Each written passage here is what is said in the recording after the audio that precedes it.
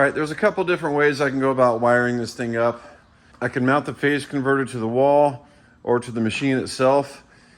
In this particular case, I have chosen to mount it to the machine. So let me show you what I've got going on here, and let's dive right in. So first of all, the existing wire is coming out of the motor back there up through that conduit. It runs through the directional switch and then down through this conduit, through the wall, into this junction box. It comes from the junction box up there and it runs to the on-off switch. So I'm not going to mess with any of this stuff in here. I do want the on-off switch here to remain functional. So let me show you what's going on in this junction box.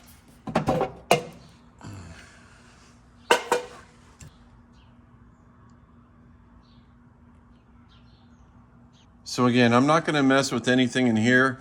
The wires coming out are coming out down here to this cord with a plug on the end. Well, this is where I'm going to begin my modification. I'm going to cut this cord at some point, and we're going to hardwire it into the static converter. I think I'm going to mount that box down here. And then coming out of the phase converter, I'm going to make my own new cord and plug, and that's going to go to the 240 outlet on the wall.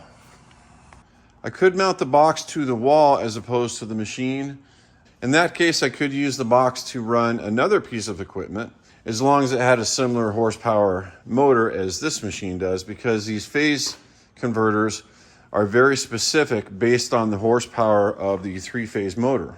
This one is horsepower range, minimum 1/3 horsepower, maximum 3/4 horsepower.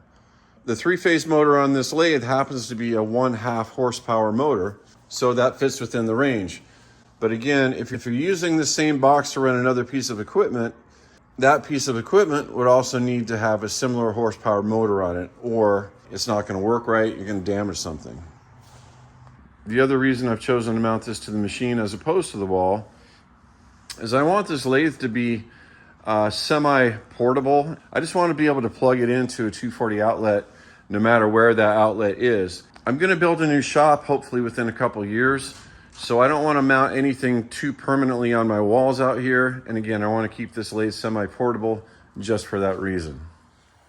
All right, I've got the top plate removed from the phase converter box. It's just a metal plate, and that exposes the terminals. In the center, we have A, B, and C, and those are where the three-phase wires go. The L1 and L2 are the two legs of the 240 volts, and then we have ground lugs right there and right there. So wiring up should be relatively simple. I'm going to bang out the knockout for the single phase in, and I'm going to bang out the knockout for the three-phase out to the machine.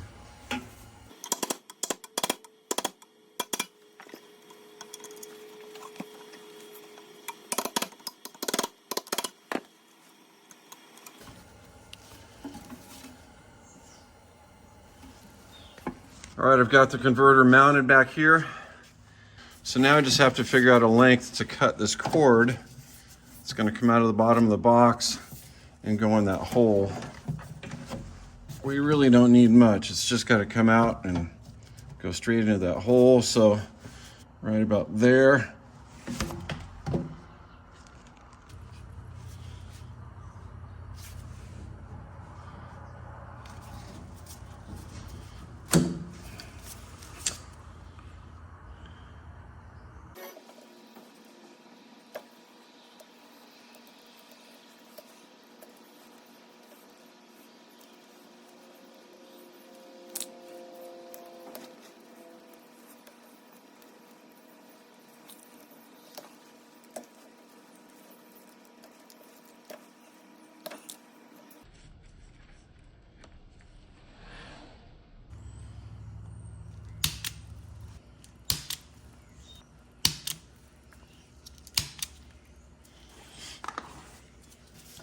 All right, in this particular case, black, white, and red are the three phases.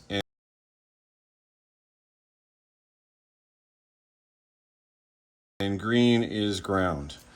And the reason I know that this is ground is that's how it was wired up to the plug on the other end. I disassembled the plug and took a look at it.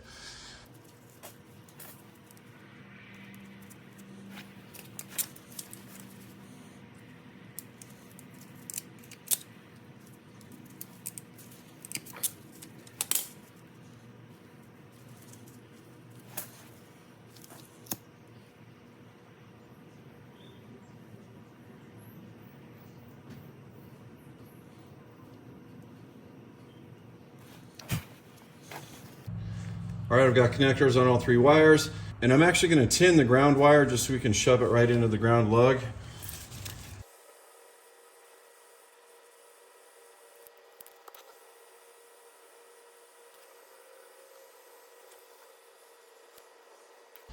All right, that's pretty good.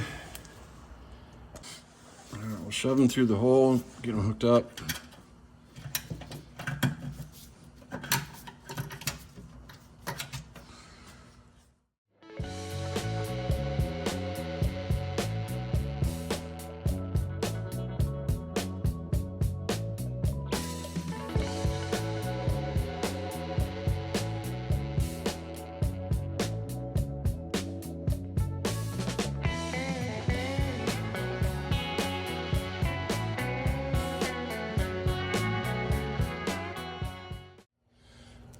All right, I've got the 3-phase side all hooked up.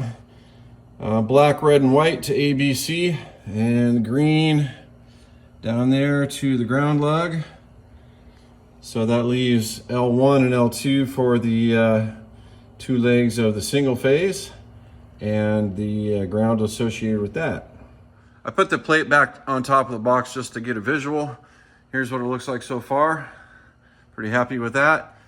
All right, this is the cord I'm going to modify. I'm going to hardwire one end into the static phase converter and then put a 240 volt plug on the other end. But first, let's get this side cut, get the wire stripped.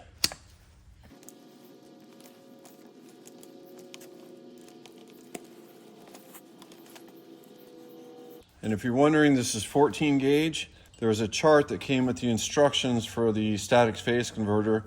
It told you what size wire to use and also the breaker in your panel. Here's the Phase-a-matic instructions. And at the bottom is this chart. You can see up to 2 horsepower. They recommend breaker size of 15 amps and 14 gauge wire.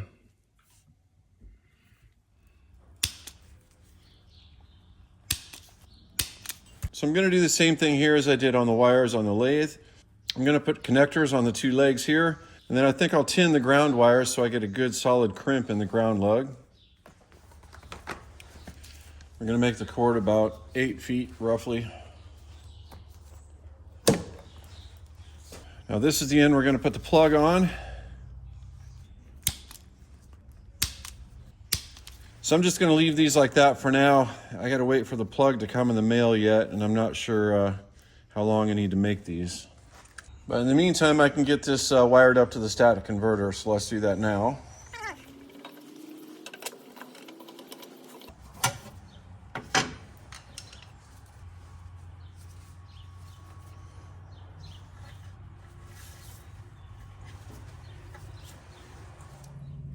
All right, we've got it all wired up.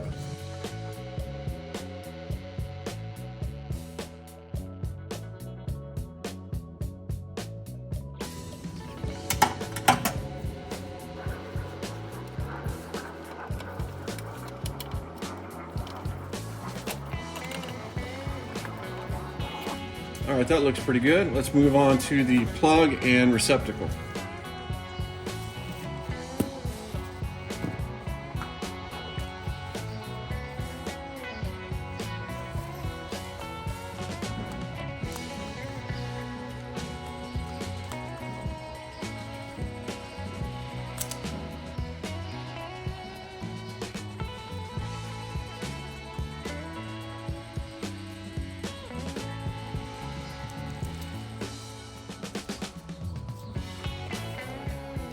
Okay, green goes to ground.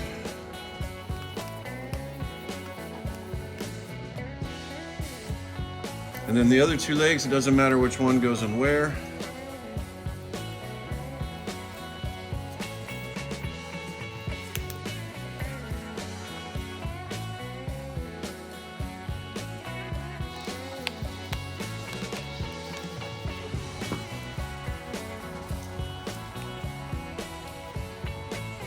I got those all nice and tight. I think I might have got lucky with the length on the wires. I think this case is going to cover all that. Let's see.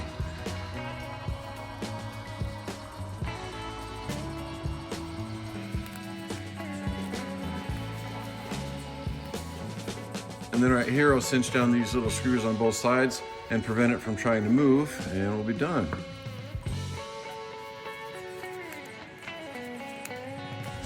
All right, she's done.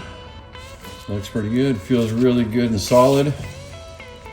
And just a side note, these 240 volt plugs come in different amperage ranges. So if we refer back to that chart that came with the instructions that said to install a 15 amp breaker, well, I'm installing a 15 amp plug as well. So now I just need to install the 240 volt outlet so we can plug it in and we'll be ready to fire this thing up. All right, I've got my brand new dedicated 240 volt outlet wired up. It's this one right there. Got a new breaker in the panel. So I think I'm ready to turn the breaker on and see if we have power here.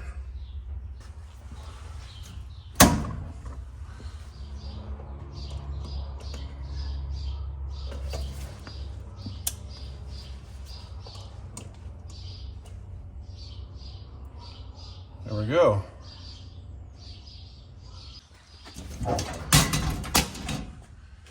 The reason I didn't film that installation is there's already 101 videos on YouTube about how to install a 240 volt outlet. So I skipped over that. You can certainly look that up if you want to. And again, there's many different kinds of 240 volt plugs, just depending on the amperage and your application. All right, let's see if this works.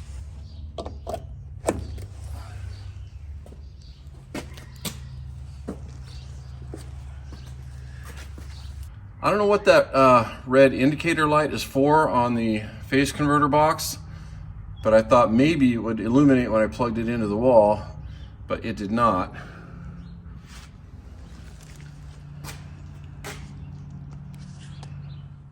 Okay, will it run?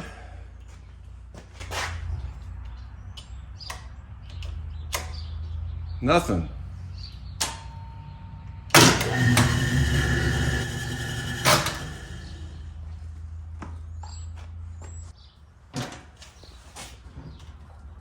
All right, belts are engaged. All right, take two.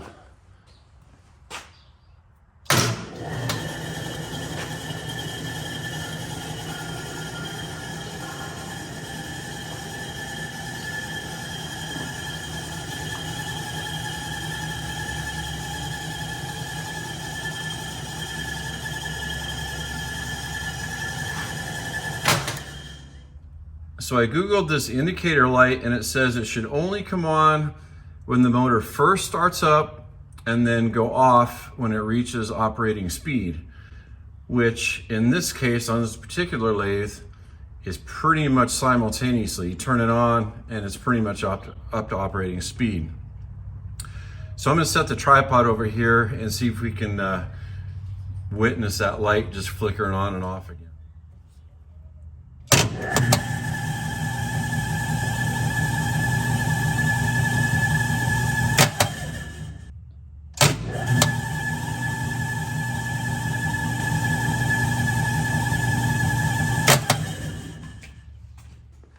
All right, for my final test before we start using this thing, I'm going to start it back up, but I'm gonna let it run for a while. I just wanna see if anything gets hot, like the motor or the phase converter. It shouldn't, everything should remain cold, but I'm gonna turn it on, let it run for a while, then I'll bring you back.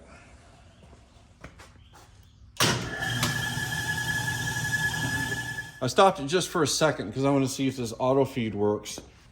So I've got this lever engaged in the forward position.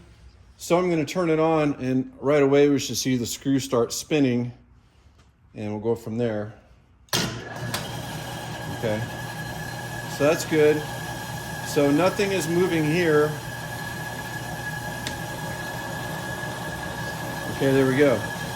That engaged the screw in that direction.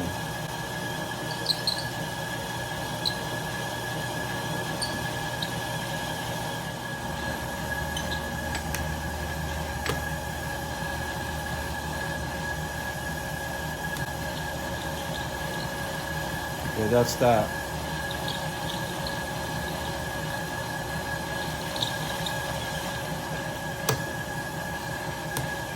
I guess that clutch handle operates that. So that's engaged, that's disengaged. Middle position should go that way at that speed.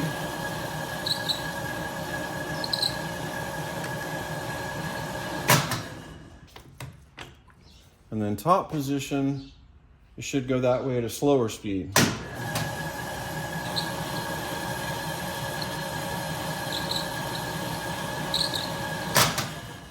So now if I want to reverse the operation, have the auto feed go this way, we just engage over here, and let's put it back to the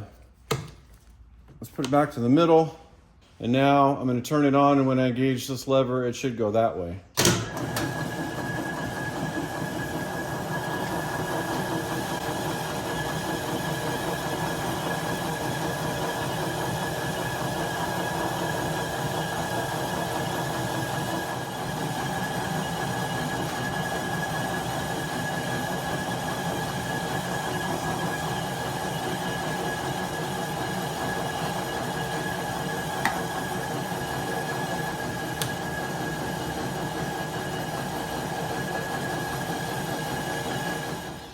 All right, so far so good. Now I'm gonna see if the reverse switch works for the motor. Right now it's in the forward position. So I'm gonna put the drive in neutral. And we're gonna change this to reverse. So that should literally make the motor spin in the opposite direction. And I believe the chuck will spin clockwise. Yeah.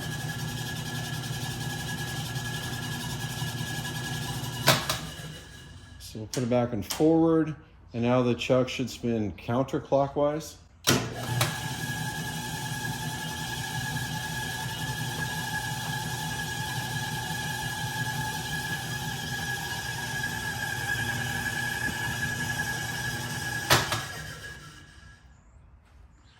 Well, all right guys, I'm gonna call this wiring job a success.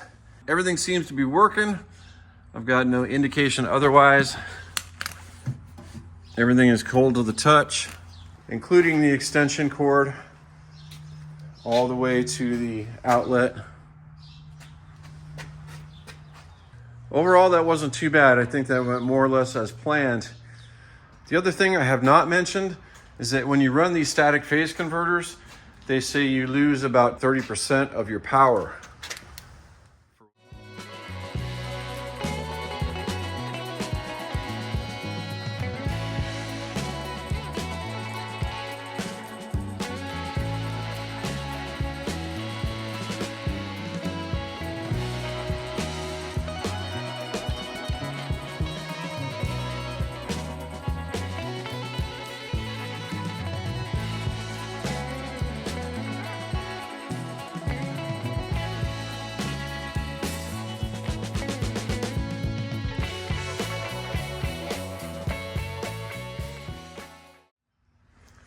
But for a hobbyist like me, I don't think I'm gonna notice that loss at all. My cast iron weld back there is still holding like a champ, so that's good. In the reassembly process, I oiled the ways and everything else, and I kind of got everything a little bit too oily. So I think I'll go back over this with a paper towel or something and just wipe it down a little bit. Go ahead and disengage the tension since we're not using it.